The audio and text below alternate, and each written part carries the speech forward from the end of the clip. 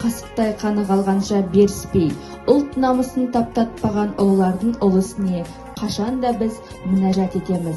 Ол бізге борыш қана емес, міндет деп білуіміз керек. Осы кісілердің арқасында қазір біз осы кең далам Қазақстан, қазақ елінде осындай еліміз бар, ұлт деген, қазақ деген атымыз бар дегендей осы болғанбыз. Сол үшін күрескен, өзі мәдени қайраткер. Өмірі мен билік жолына тоқталып өтейік. Алшын тайпасының Әлім ұлы руының бірлестігінің төрт қара руынан шыққан Әмір Темірдің баш кеңесшісі Ораз қажының 5-ші ұрпағы. Бүкіл парсы, өзбек, қырғыз, қазақ жұрты Сенесов Буа жаны пәк жан атаған. Кешендік қасиетінің ашылуына әкесі мен Қосуақ бидің ықпалдары тиіп, 7 жасынан бастап Әйтеке Жалаңтөс батыр мен атасы Ақша ханның тәрбиесінде болады. Ол алғаш Ұлықбек медресесінде, кейін Жалаңтөс салдырған әйгілі Тилля Кари алтынмен апталған Шердор Арыстанды медресесінде білім алады. Тика пәндерін араб, парсы, шағатай, өзбек тілдерін меңгеріп шыққан. Әйтеке бидің шын есімі Айтық. Ашылық дағдыларына үйреткен. Медресені тәмамдаған Әйтеке туған ауылына оралып, әкесімен ел басқару істеріне араласа бастайды.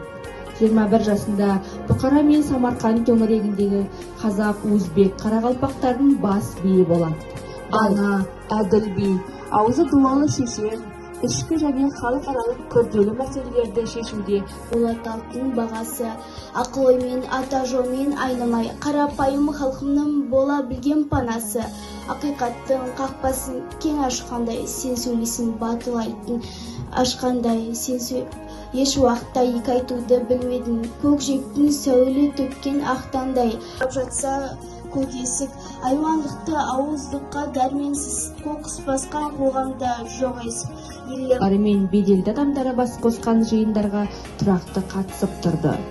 Тәуке ханнан бастап дәстүр тапқан бұл жиындарда ұлт бірлігін нығайту мәселелері талқыланып, жүздер мен рулардың арасындағы өзара келіспеушіліктен туындайтын даулар шешілетін болған.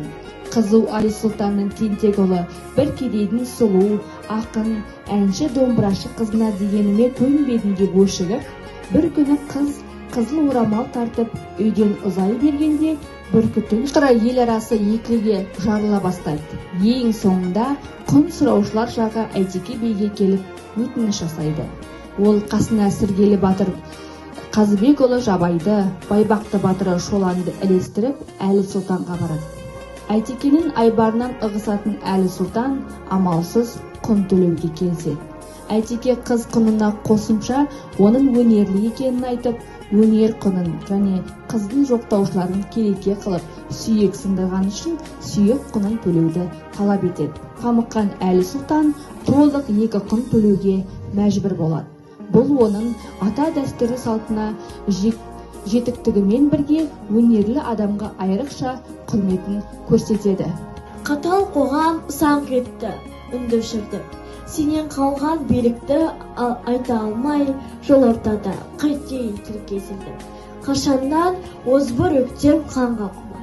Әйтеуір жоңғары бар, қалмағы бар. Сүңгіткен найзаларын кеудемізге, арамдық ниет ойлап қазақты жарға қор. Талар көп сақталған. Биді халық айыр тілді Әйтеке деп атаған. Әйтеке қайтыс болғаннан кейін Нұрата тауы маңын мекендеген 4 қара ауылдарының көпшілігі сыр бойына көшіп кеткен.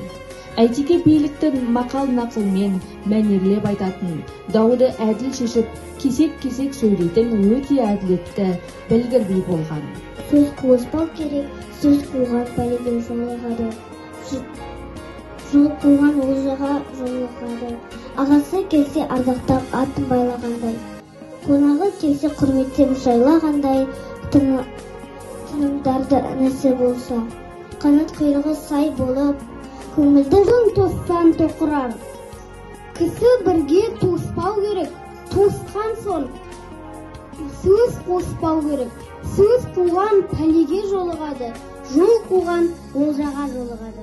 Әнтесі, батау болсаң тұспанға найзан тисе, зыттан ала ертең үйің күйсін. Командирлері бағалады. Ол елдер арасындағы дипломатиялық қатынастарды дамытты. Ұлы бидің барлық осы жетістіктері ұрпақтарының есінде.